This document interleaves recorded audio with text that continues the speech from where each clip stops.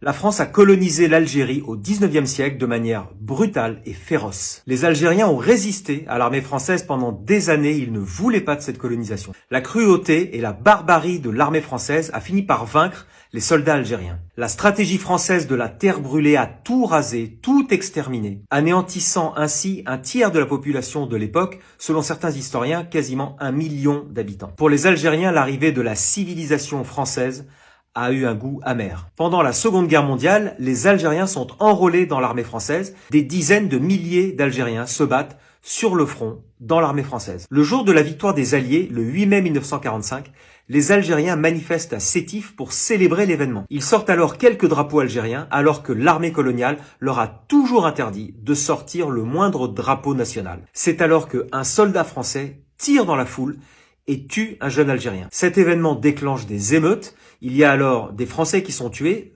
On en dénombre 102 au total. Mais la répression de l'armée française est féroce. On estime entre 15 000 et 40 000 Algériens qui sont massacrés en quelques semaines seulement. Les ordres viennent directement du gouvernement provisoire, dirigé par un certain Charles de Gaulle. La France a fini par reconnaître officiellement ce massacre en 2005, donc c'est vraiment très récent, et décrit cet événement comme une tragédie inexcusable. La France quittera définitivement l'Algérie en 1962, après une guerre longue et meurtrière qui durera 8 ans et qui mènera à l'indépendance de l'Algérie. C'est le général de Gaulle qui, cette fois, facilitera l'indépendance du pays en organisant un référendum sur l'indépendance où l'écrasante majorité des Français a voté oui à cette indépendance. Mais la France gardera quand même la main sur le pétrole algérien pendant de très nombreuses années après cette indépendance.